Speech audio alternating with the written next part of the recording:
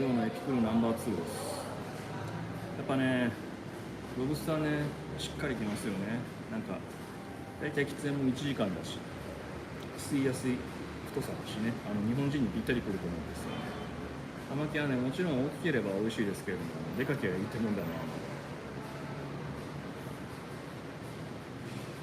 その時の気分と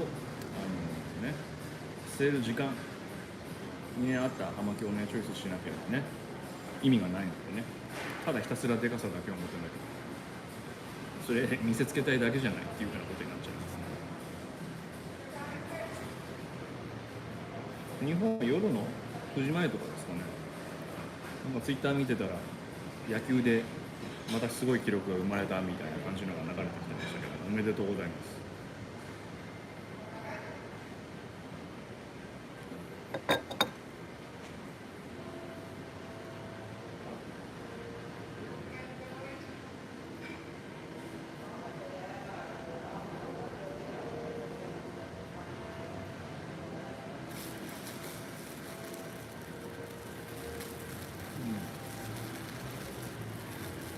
でかい葉巻はね当然美味しいんですけれども、葉巻はね長くなれば長くなるほど、その分フィルター的な役割をこなしてくれるので、煙はねまろやかには当然なるんですよね。初心者は細くて短い葉巻からね、一番最初吸ってみる葉巻とか、これにしてみよう、なんかでかいのあれだしちっちゃいのでいいだろうみたいな感じでやるんですけど、ちっちゃいと何なんですかって感じなんですよね。実は葉巻のことを全く知らないで最初に吸うんだったら、なぜちっちゃい方がいいっていうふうに思うのかっていうこと自体も謎じゃないで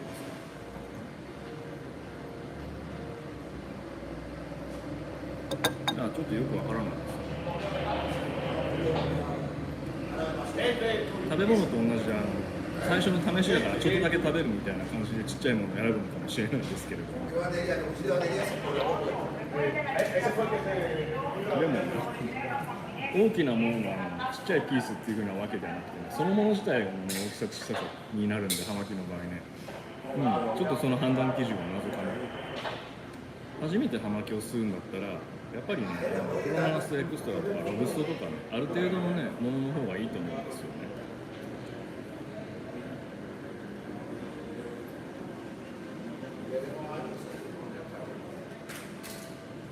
なぜなら喫煙しやすいからです。今日は台風が通過した後で素晴らしい天気、そういえば台風でしたね。おはようございます。台風なんか千葉とかものすごい被害があったみたいですけれどもね、台風大丈夫みたいな感じですけれども、今もねなんかハリケーン近づいてきてますけど、今ハリケーンシーズンですからね、日本といえばそこら辺はちょっと似てますね。ただね、キューバのハリケーンなんてね、毎年必ず来るものなので、沖縄の台風みたいな感じなんですよね。だから常にみんな備えてるので、人が死ぬっていうのはほとんどないんですよね。キューバのハリケーンでキューバ国内で人が死ぬとしたら相当ひどいやつなの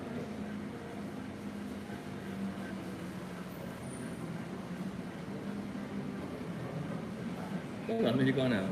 フロリダとか毎年ハリケーン来てるのになぜか結構人死にますよね。覚えないのかな。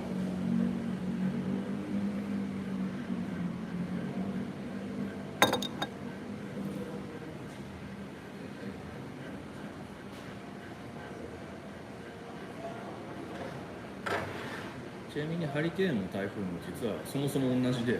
発生している場所が違って名前が違うだけなんですよね。たまに日本にぐいぐい近づいてくるぐらい元気のあるハリケーンとかが来ると越境台風っていうことで、名前が台風に変わるんですよね。日本本土までね、近づけるほどの勢力はなかなか保てないので、それが日本に上陸したことはあるのかどうかちょっと分かんないですけども、結構レアなのでね、台風鑑賞がね趣味の俺としては結構テンション上がるんですけどね、越境台風に。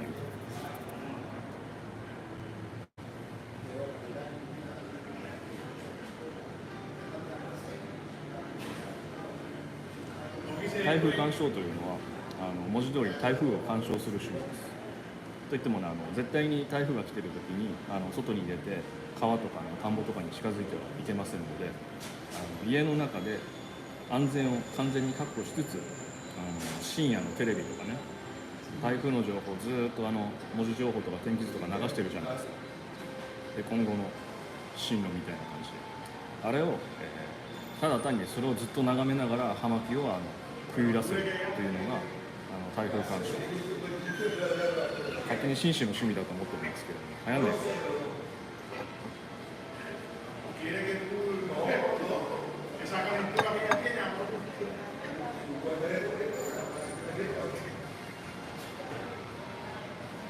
もちろん決してね、台風の被害とかが広がってるのをそれをね見て楽しんでるとかいうわけじゃなくて、自然現象ですからね、発生するのはどうしようもなく止めようもないですから、それの現状を見守るという活動です。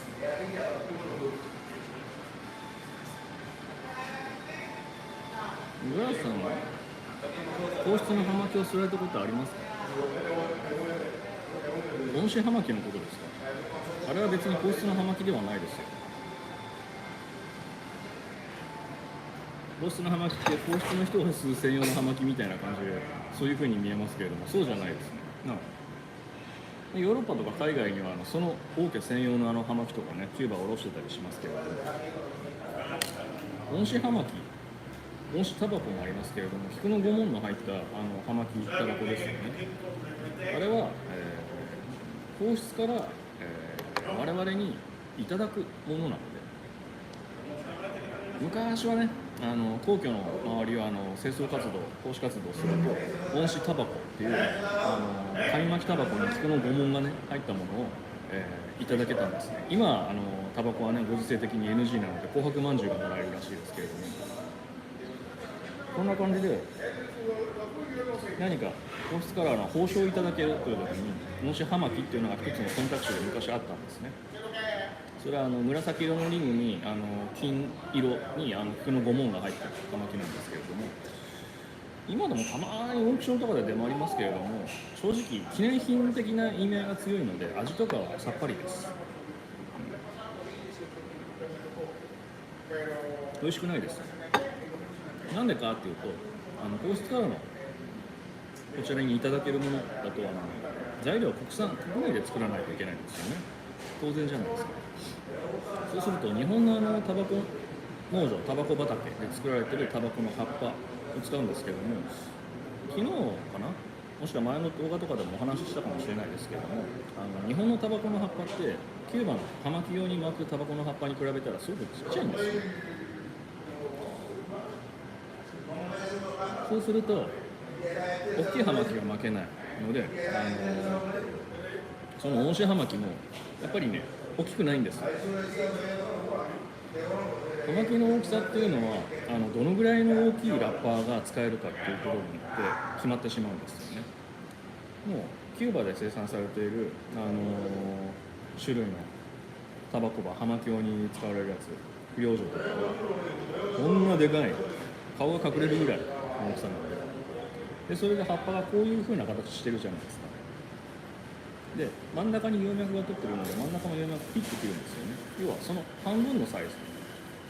をくるくるくるって巻いて作れるのが、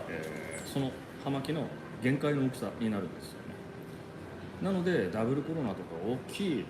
葉巻を一枚刃のラッパーでカバーするためには大きいラッパーを用意しないといけないので、数が少ない、ね、栽培、収穫、熟成、乾燥、発酵させてる間に破れちゃったりしたらその葉っぱ使えなくなって、要はぶどまりが悪くなって一段階ちっちゃい葉巻にしか使えなくなっちゃったりするわけですから、だから大きい葉巻はねたくさん作るのが難しいんですよね。材料の癖です。おはようございます。で日本で生産しているタバコ葉は紙巻きタバコ用、刻みタバコを作るためのタバコ葉なので葉巻を作るための品種でもないんですね。だからそれで葉巻を作っても美味しくはないです。ハバノツみたいな芳醇な味がするかどうかとかいう風な話では全く違います。色も違いますから、なんか黄色みが強いんですよね、温室葉巻って。葉巻のラッパー自体のことが、だからあれは何でしょうね。葉巻は吸うために確かに作られてますけれども、あれはやっぱりなんだろ記念品的なものだと思いますね。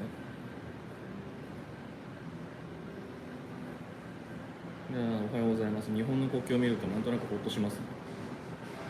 どこにいても自分が日本人だということはね感じますからね。むしろ海外に行けば行くほどそれを強くね思いますね。ああ俺は日本人だな、ここではやっていけねえなみたいな感じに思いますから。昨日までねあっちの昨日お話しした座り心地の悪い椅子にね座ってたんですけれども、今日はね場所を移してみました。座り心地のいい椅子もねあるところがあるんで、これで背中を痛めることもないです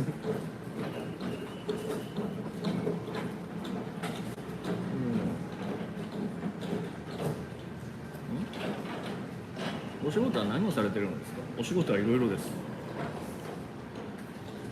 会社員ではないです。勤め人ではないです。あれですよね、仕事を聞かれると仕事が一つだけっていうのがほとんどだと思うんですね、世の中。どこそこに勤めてますみたいな感じで。もそうでない一部の人とかってすごい説明するの難しいなっていつも思うんですよね。全部説明するとなんか変じゃないですか。結局どれなの名誉なのどれなの本当なのみたいな感じで、ズバッと一言で言えるものないかなっていうふうになってるんですけどね。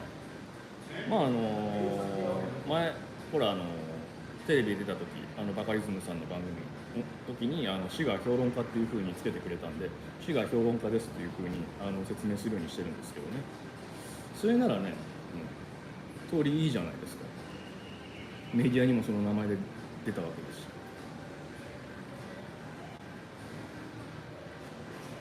早くね帰ってね温泉とか入りたいですよね。なんか日本帰って温泉入ってうなぎ食いたいですよね。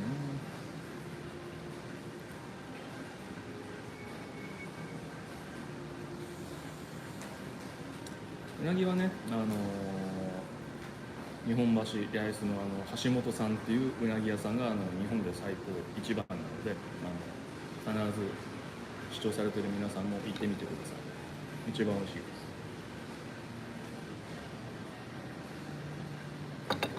そして温泉は大分県別府が一番なので皆さん宣伝だなこれ。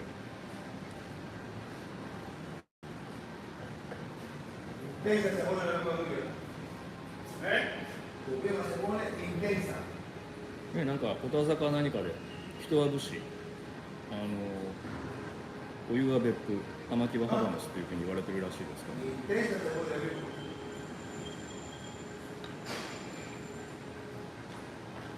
ら、やっぱり1番がいいですよ。2番じゃダメなんですかっていうふうにね話がありましたけども、2番じゃダメなんですよ。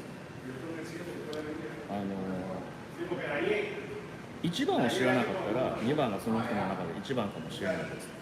でも1番をしちゃったらそれ以外のだったら満足できないんですよね。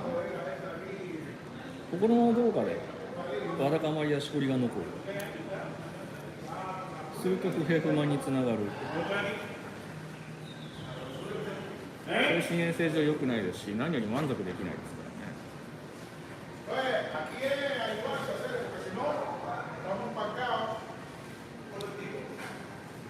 1番を楽しむのが一番当然いいです。で1番を楽しめばそれだけ感性が磨かれますし、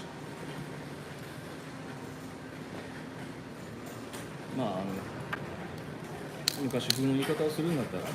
人間が磨かれますよね。一番いいものに囲まれてそれに磨かれれば。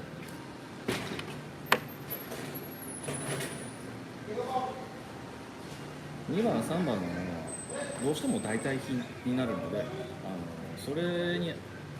満足はできないじゃないですか。どっちかというと甘んじるっていうようなことだと思うんですけれども、そうするとだんだん品格が落ちていっちゃうんですよね。要は自分を下に合わせないといけないっていうようなところですから、どうしても齟齬が出てきてしまうと思います。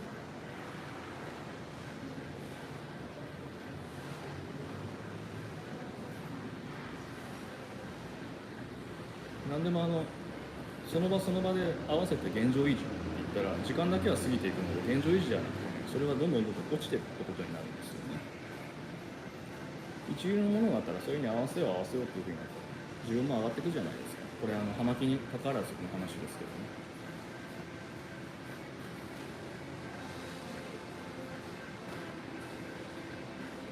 シーンでいろいろと変わりますが、葉巻では何が一番の好みですか？何っていうのはブランドですかね、それともそもそもどの葉巻がってことですかね。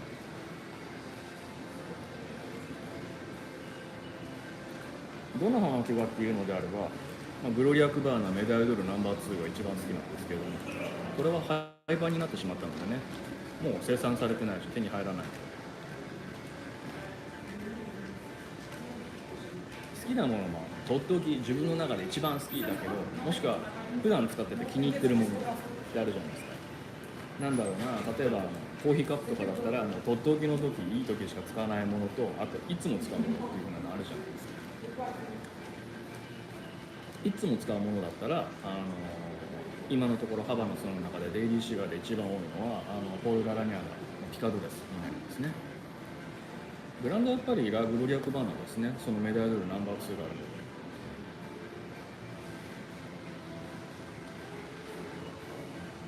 で。でもこの毎日のお気に入りのブランドっていう風に言うんだったら、それはもうハバノスっていうのが多分一番いいかもしれないです。でもさっきも言った通り、一番を決めるとそれに固執すること、執着を生むことになりますんでね。葉巻はその時の気分と据える時間で選べばいいので、それで選択するっていうのが一番いいと思います。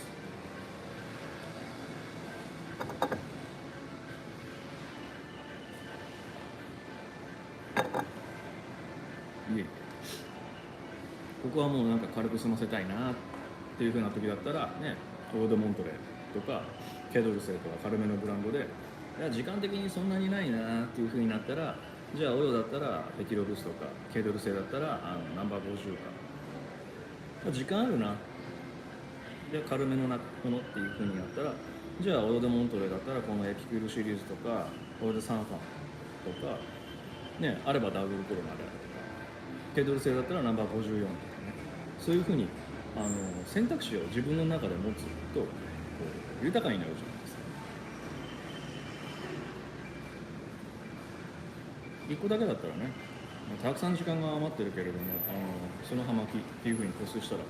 時間が余っちゃって、逆に時間がなかったら吸い切れなくてもったいなかったりとか、いうふうなのもあると思うんですよ。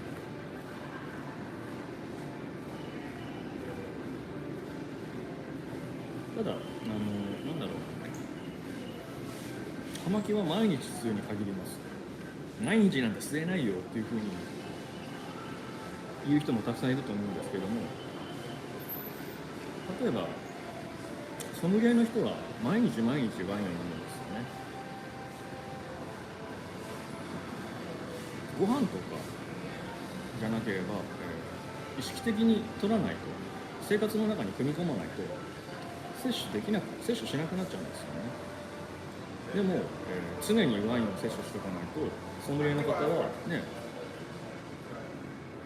そこから離れてしまったら要は鈍ってしまうわけなんですよね。これはどれだよってなんで、そんなこと言えませんから。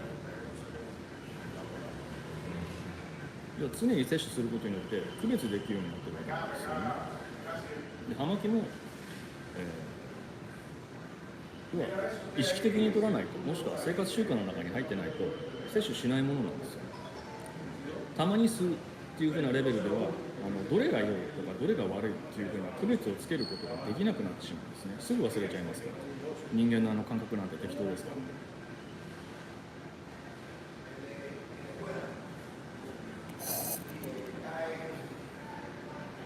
で葉巻をなりわいにしてセミナーとかもやってますので、これどうだったっけななんてそんなこと言えませんから、常に葉巻を摂取しておいて、忘れないように記憶を固定化できるだけをしようとしてるんですね。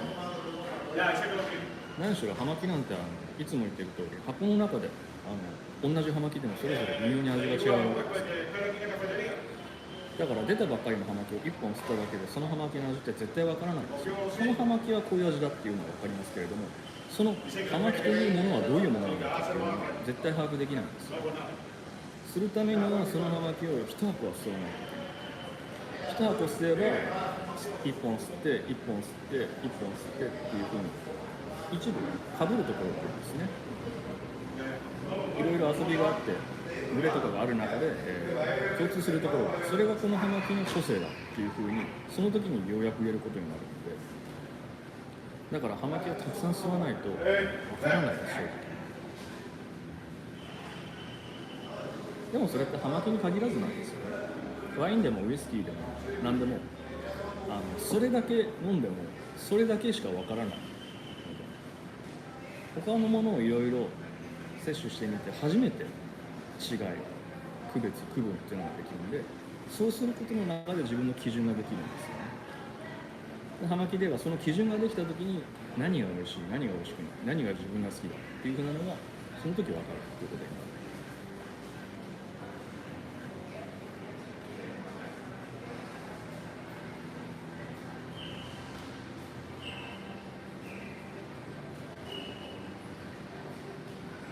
そしてさらにね、もうその時飲むものとかその前に食べたものとか体調であるとか吸ってる環境であるとか時間とか雰囲気とかで葉巻の味変わるじゃないですか。葉巻の味とかね、食べ物の味とか飲み物の味も変わるじゃないですか。もうね、葉巻の味ってだから無限なんですよね。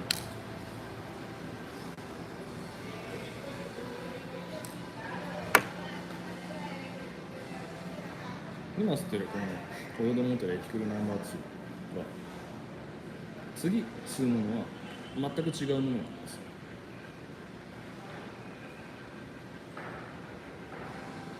で一期一会でね、その時その時の経験体験を楽しむっていうのが、葉巻の醍醐味、一番の楽しみだと思います。すごい贅沢なものですよね、そう考えると。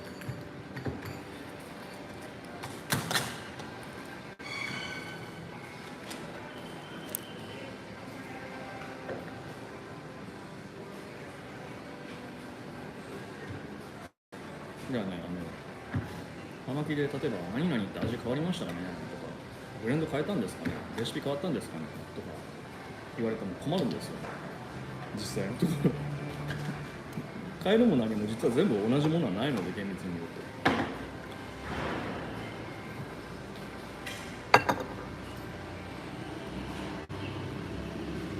もちろんね、そのさっき言ったこの葉巻のそのメインの部分を押さえていれば、本当にその葉巻自体が変わったらこれ変わっちゃったな変わったなっていうのはすぐ分かりますよ。そこを押さえてればね。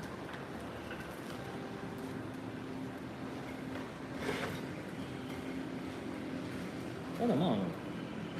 そこまでねしてもいいと思うんですよ。してもいいですし、しなくてもいい。ただ単に吸って美味しい、シガーバーとかお酒とかね飲みながらやると美味しい。これ自体すでに美味しいものなので、楽しみ方はその人の自由ですから。俺はこれが専門なのでそういうふうに言えないといけないですけども、一般にする分には別にそこまでする必要も特にないと思いますし、それぞれのね皆さん自分自分の環境で楽しめればそれで十分だと思います。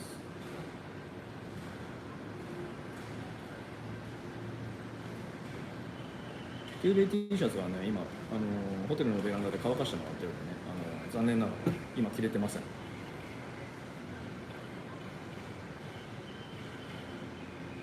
だからキューバ人ってなんかアニメみんな好きなんですよ。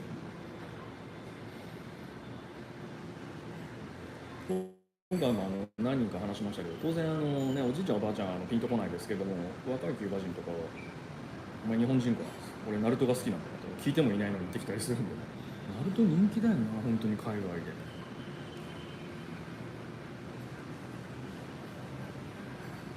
確かにそうですね。年齢、経験、体調、環境、気分で異なるので毎回違いますね。そうなんですよ。それが楽しいところなんですよね。一日は毎日違いますから、人生の中で同じ日は一日たりとも来ないのでね、それはね葉巻は気づかせてくれますんでね。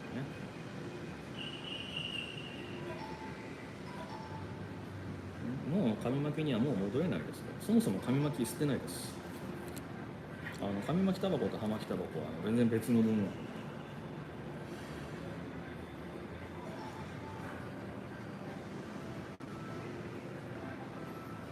例えばブドウを材料にしてるけれどもシャンパンとコニャックは全然違いますよね。製法も違うし、飲み方も違うし、グラスも違う、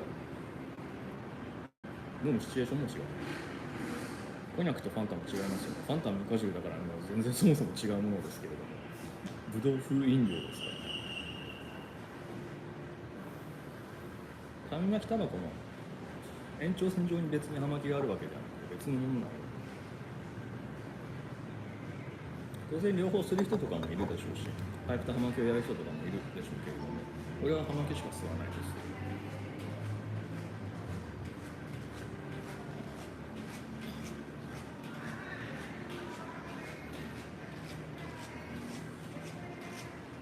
美味しいなと思って同じブランドを連続でいただくと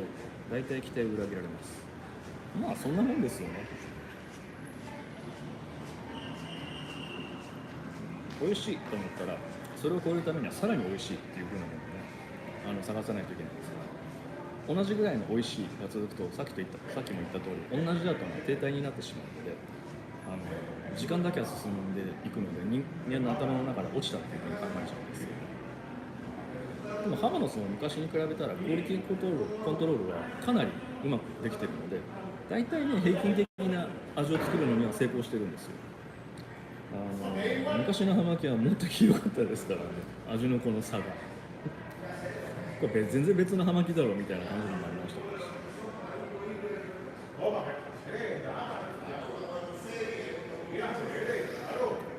今しっかりね大抵の葉巻は土壌とかが通っているので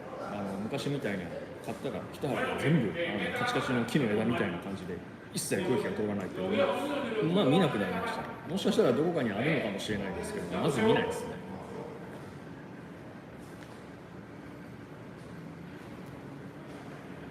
五十嵐さんと葉巻の出会いを知りたいです。出会ったきっかけです、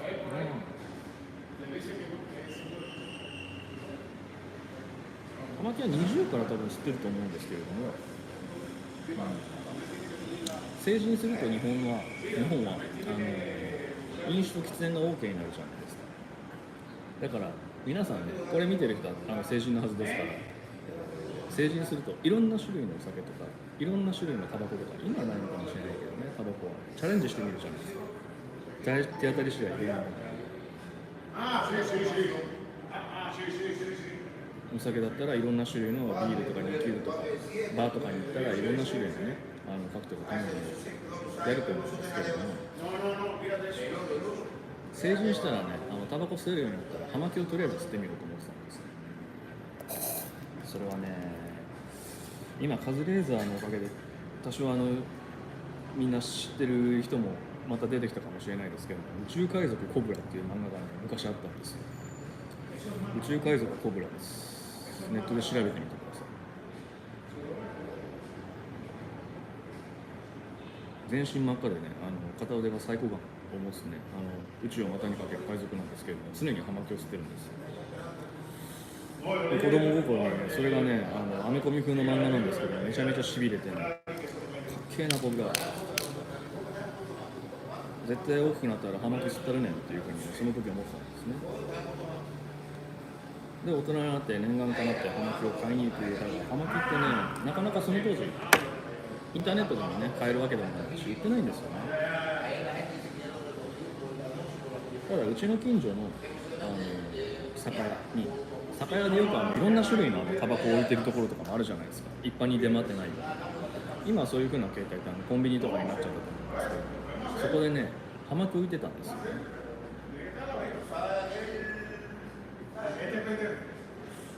でハバノスキューバシガーはなかったんですけども、ダビドが結構置いてたんですよ。でねその時は葉巻のことなんて一切ないですから、もう見た目だけで選んで、ヒュミドルとか動くにヒュミドルがあったわけじゃないので、コンディションとかも本来は良くなかったはずなんですけども、そこで初めて買って初めて吸った葉巻って結構美味しかったんですよね。当たりの個体だったのか運が良かったのか、その店の環境が実は良かったのかわからないですけれども、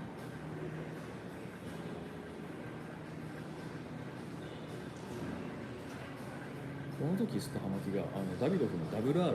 たんですね。ダビドフの白リングで一番大きいやつです。ダブルコロナのや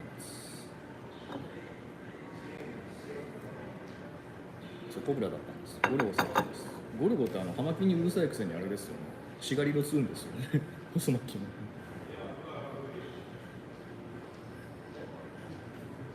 コブラもよく見るとペルフェクトですから、ね、時代がかった葉巻好きだったら。なんでね、一番最初に吸った葉巻はね、ダビドフの WR なんですね。今でも現行で売ってるとは思うんですけれども、WR 見るたびに思い出しますね。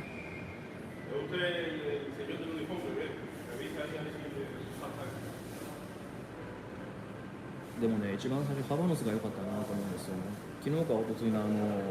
このライブでもお話ししましたけども、一番最初に吸った葉巻は一生残りますよね。誰か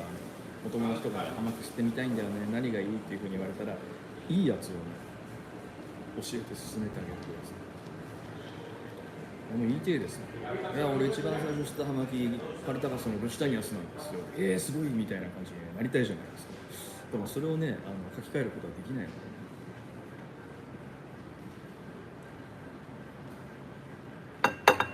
そう、一流のスナイパーのしがりをなんです。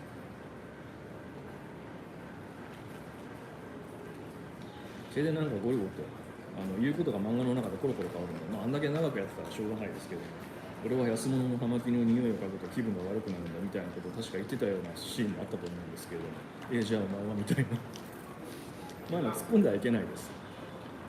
漫画家の先生もね葉巻の先生ではないわけですので。漫画とかアニメもね葉巻のシーンを見ると住岡は大体がっかりするじゃないですか。なんだこれみたいな感じで、どこからの受け売りかコピーか適当に自分で考えたなんかねシーンみたいなものばっかりなので、そんなのない。なんで逆にそういう風な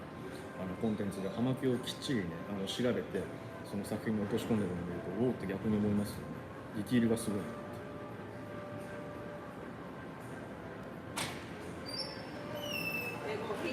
ドンキとかに売ってる甘い細いやつとはやっぱり良くない。それって多分チャッコシガーですよね。香りをつけてあるやつ。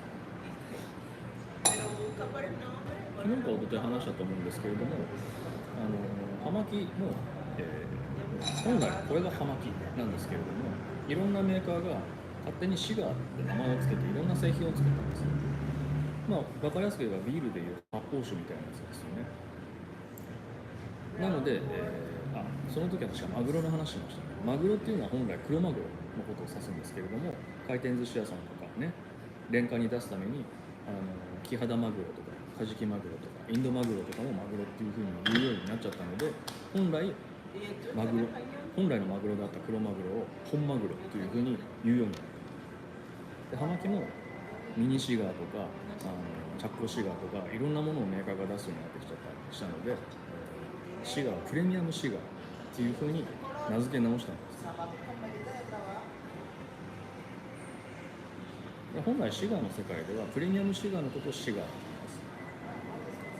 言います。だから細巻きのしがり色に、ブランデーとかコーヒーとかチェリーの味をつけたようなチャッコシガーっていうのは基本的にシガーとはあまり呼ばないんです。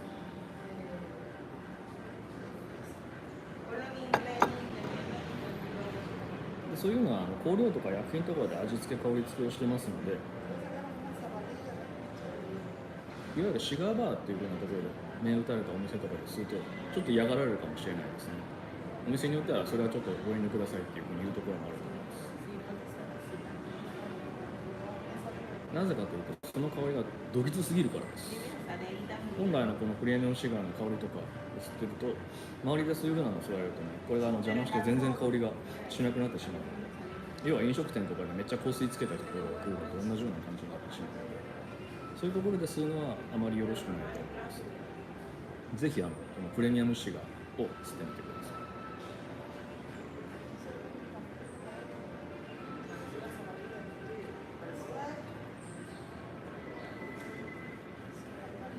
今はね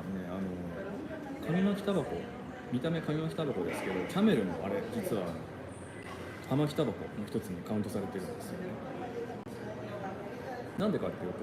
紙巻きタバコよりも紙巻きに溶かしたタバコの葉っぱを混ぜ込んだものは葉巻タバコっていうふうに効率的にできるんですけど、若干そっちの方が紙巻きタバコは税金安いんですよ。ビールに対して第3の発泡酒ができたのと全く同じ要はからくりなんですよ。安く提供するために似たようなものを作る。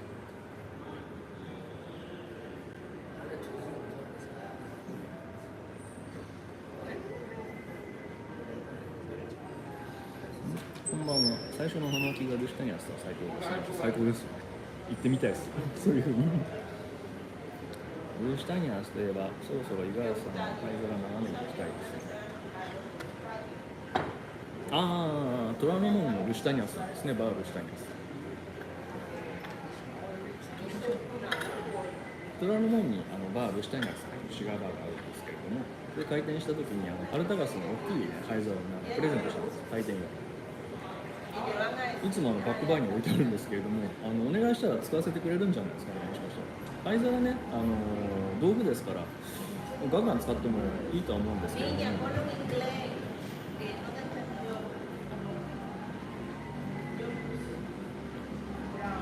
パルタガスの、チェリーシリーズの灰皿は本当にね、丼ぐらいの大きさがあるので、葉巻ね、10本ぐらいね、つってもね、全然ね、まだまだ詰めるぐらいの大きさがあるので、あれね、個人的にも自分でも使ったりし気に入ってるんですよね。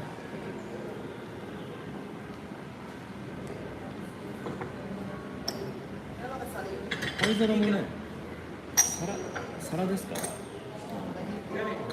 ご飯食べるときは目的によってお皿変えるじゃないですか。ね、料理によっても変えるし。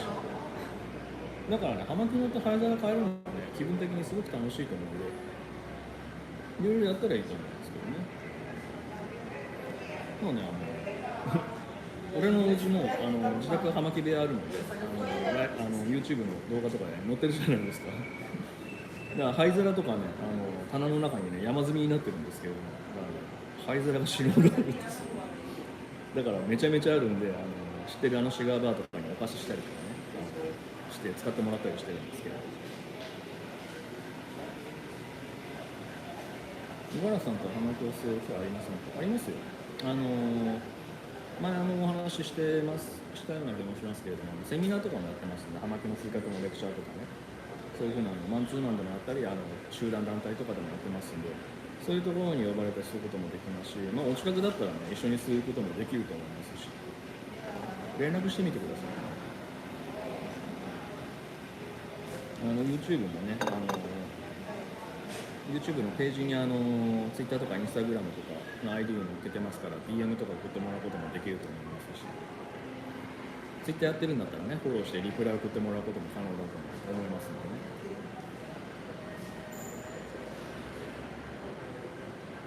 キャメルシガー、この前生産終了しましたね。もう廃止されてます。ああ、そうなんです。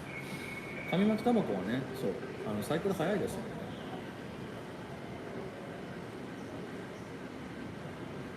もしかしたら、シガーっていう位置づけで売るのが NG を食らってダメになっちゃったのかもしれないですね。そこら辺のからくりはちょっとメーカーじゃないとわからないから何とも言えないですけれども。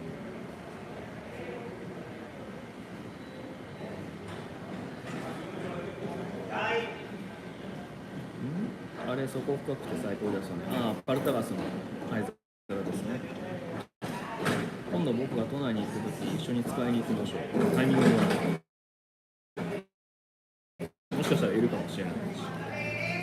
ありがとうございます。東京に出向いた際は X から DM いただきます。お時間があります。あ、そう、Twitter 今 X ですもんね。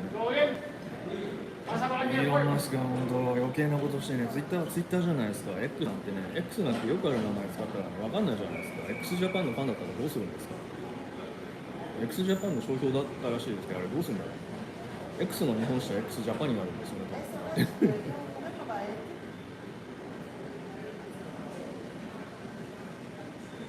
でも俺ツイートリツイートっていうふうに絶対言い続けますけど、ずーっとイオンのジャストとかダイエーとかいうふうに言い続けるおじいさんみたいな。電車のことを記者っていう人いるじゃないですか。あれね、気持ちがよくわかりますよ。しゃあねえなっていうふうに思うんですけど、な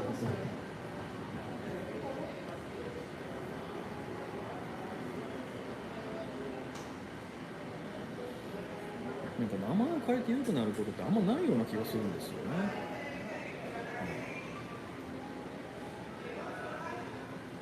前もツイッターで言いましたけど、東京メトロじゃなくて英断の方がいいじゃないですか。帝都高速度交通英断の方がめっちゃかっこいいじゃないですか。帝都ですよ。このご時世戦後に帝都って作る会社はもうないじゃないですか。めっちゃかっこいいなと思うんですけど、ところが東京メトロみたいな感じで、なんですかね、これパリじゃないんだ。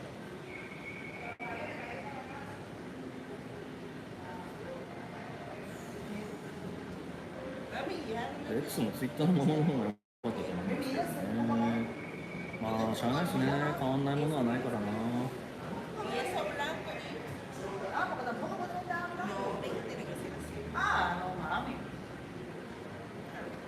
だからハバナスもね変わり続けてますし、変わってないように見えてもね、ずっと歴史の中でねどんどん変わり続けてきているので、これからもねハバナスはどんどん変わり続けていくと思います。ただハバナスっていう、フィロソフィーで作られたもの、それ自体はね変わらないっていうふうに思ってますので、それが変わらなければ変わり続けてもねいい、むしろいいことだと思うんですよね。さっきも言ったと現状維持は停滞、むしろ下がっていくことになりますよね。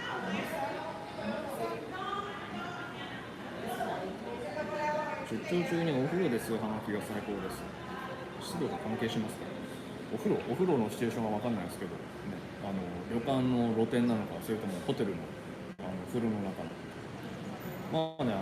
ジャグジーシガーとかはね気分とか最高ですからね。ジャグジーシガーお酒でも飲みながら想像しただけでいいけど、モヒートがいい。モヒートってねこのハバナのメディアハバナのこのカフェエリアにいる看板猫なんですけれども、こいつがねキューバのね猫なんてねみんな小汚いね痩せ細ったね貧相な猫なんですけど、こいつねレストランのね客からいいものばっかり食わしてもらってるからプクプクしてるんですよ。しかも全然人間を恐れなくて舐めてる。いいな、そういうふうにお店にくっついてる生き物とか生まれ変わったらなりたいな。ホテルのジャグジー最高です。モヒートダメだ社会主義猫今日もいるんですよ。そうなんですよ。なんかねメディアハバナのインスタグラムに出ちゃってね、あいつね公式です。ちょっと見てみましょう。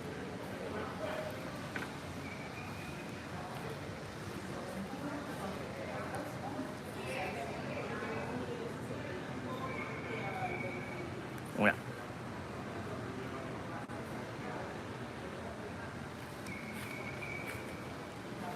見えましたか。モヒートちゃんね